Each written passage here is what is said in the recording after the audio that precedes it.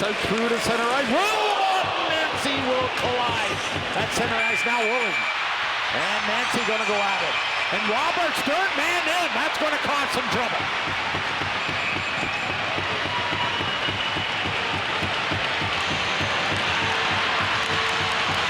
Riley, and now Wilmot.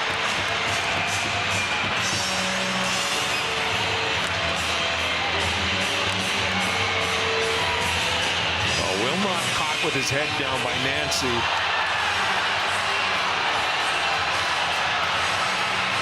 And Woolley took exception to that. He went right after Nancy on that play.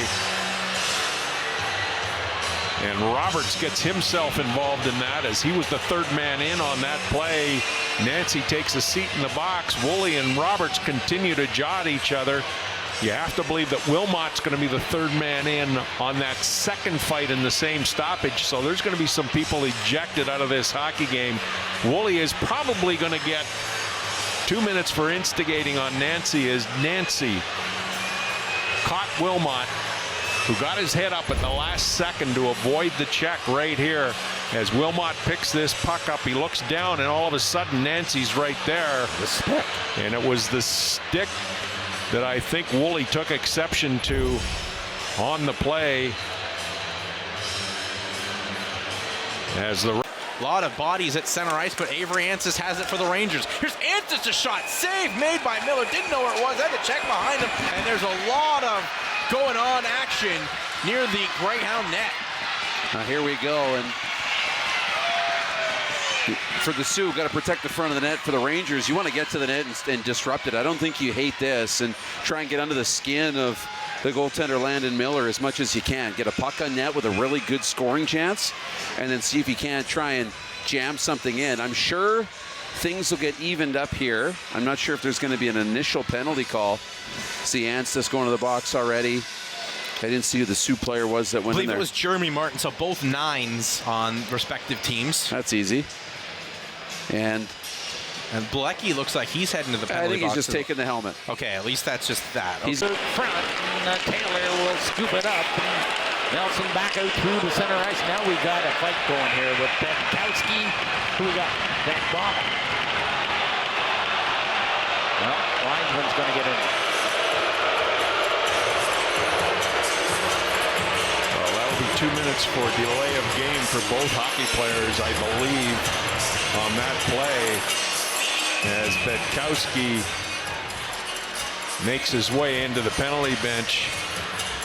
And as you can see, Woolley having some words with Benkowski as Van Bommel makes his way into the other bench. It's on the right-hand side of your screen here as these players come together in behind the play right there, and you can see Benkowski grabs the stick out of the hand. Goals, both 67's goals in the Wednesday school day game victory over Kingston. And he just got an assist there, so his point-scoring streak is alive, and we've got more penalties coming with after the whistle festivities. And this is not a very smart move by the Sarnia Sting. I understand what they're doing, but they're down 3-0. You've got a penalty called against the 67s. Time to take that power play, and we'll see if it gets evened up or not. Kravchuk took his man down, and I don't know who it was. Oliver Turner will push it ahead as he gets bumped there by Blake Clayton. And the two of those fellows go down. Turner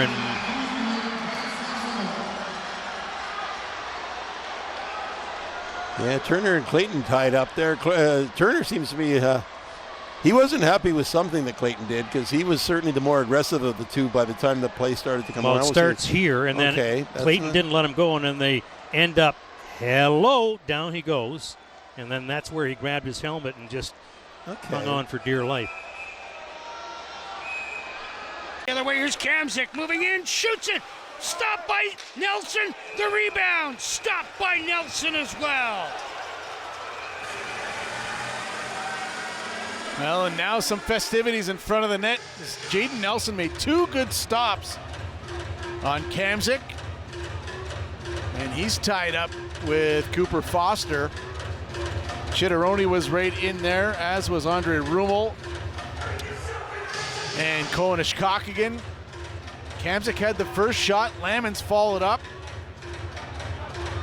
And it'll be Ishkakagin going into the penalty box along with Kamzik. Rough. Deflected, Danford down to a knee, puck poked at in the blue paint. It's under Danford's shin pad, and that is where it will stay.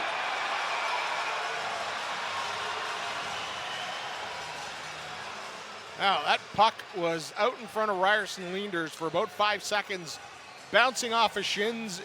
It kind of looked like Timbits hockey there for a little bit. I don't actually know if Ben Danford knew where that puck was, but it was underneath his shin pad. To the line, gets it deep at the line, sends that one in, tipped in front by Ekberg, and Quinlan able to hang on. Now some dancing in front of the Sarnia netminder, and no doubt we're going to have some penalties here. Well, Hudson Chitteroni in there, the rookie, and you see Zach Hubin jumping in right away, letting the Sting know that they're not going to be able to have their way with one of the younger guys. Now we got another scrum.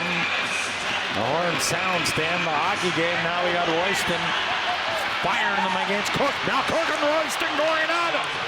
Cook coming back after Royston started. Cook and Royston got about 3 or 4 shots in apiece. Cook gave up a lot of size in that scrap, but he ended up hitting Royston with a couple of dandies at the tail end of that and taking him down. Royston's shaking his head as he heads off the ice. I believe he's got a bit of a nose leaker there. And gets around Reese, moves in, sharp angle shot. Millette turns it away. Again, they score. No the goal, there's a fight. Waved across as Reese and Caden Kelly go at it. Well, and they were talking in the neutral zone. Reese wanted Caden Kelly, and he gets him, and they're both delivering some pretty good shots right now. Reese with the helmet off, still swinging. Kelly's got his on as the linesmen jump in right there. Taps to both of them. Both benches up, crowd up. And Caden Kelly getting everybody riled up and fired up as he heads to the penalty box. Owning this game here in the second period as Reed a shot again, but this time it's a save by Kirsch. As we head to break, as the Greyhounds have broke this game open, they're up 3-0 on the Kitchener Rangers. As you're watching Hefner, Kitchener Rangers hockey on Rogers TV.